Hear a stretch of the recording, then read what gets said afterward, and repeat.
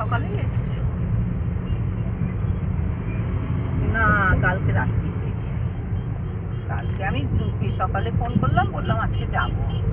ঠিক আছে আয়।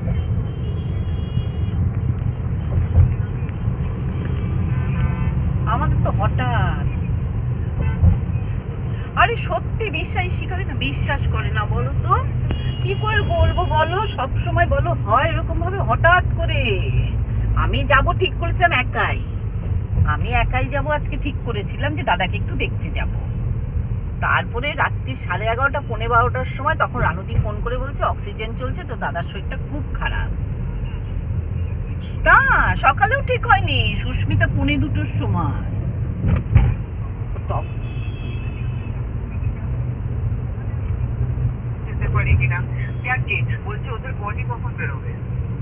বডি বেরোবে বোধহয় 9টার আগে বেরোবে না। আচ্ছা আমি দেখছি টিউশন বলে যদি পারি একবার চলে যাবো বাসে করে। দেখো আমরা তো বেরিয়ে গেছি। তোমরা বেরিয়ে গেছো? হ্যাঁ, ততক্ষণ আর কি করবো, লোকজন আসছে তো, ডাক্তার আসবে, ডেথ সার্টিফিকেট দেবে, ওই জন্য আমরা চলে এলাম। ঠিক আছে।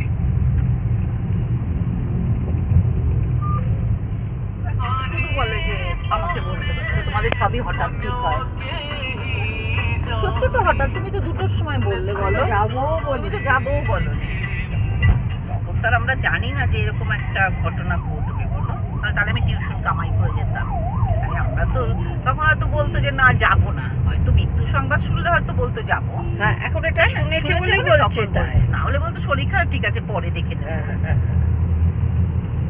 জয়া তো বলেছিল ওপরে উঠবো না, মৃত্যু সংবাদ শুনেই তো ওপরে উঠবো না। কেউ কি বসে থাকতে পারে বল ওই মৃত্যু সংবাদ শুনে?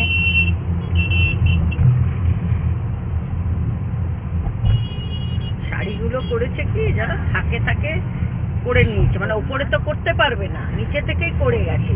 আঁচলটা যেটা দেবে শুধু ওই কাপড়টা এক্সট্রা রেখেছে। আচ্ছা, বুঝতে পেরেছো? দেখলাম ওই কাপড়টা extra রেখেছে। দিয়ে ওইটাকে এরকম করে দিয়ে এরকম করে দিয়ে এরকম পরালো, মালাটা ওই কি সুন্দর জায়গায়। পরালো। মালা অব্দি দেখি না তুমি দেখোনি মালাটাও কি সুন্দর করে ওই জায়গায় উঠে ওই জায়গায় অভ্যস্ত, তা না হলে কখনো হ্যাঁ। হতে পারে না।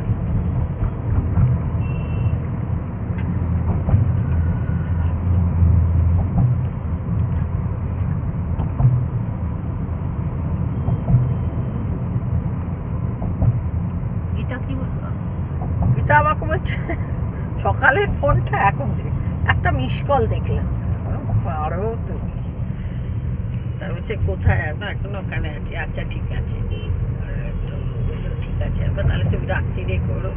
আরে ওর কি হয়েছে, একদম তখন প্রচুর পয়সা যা পেরেছে করেছে।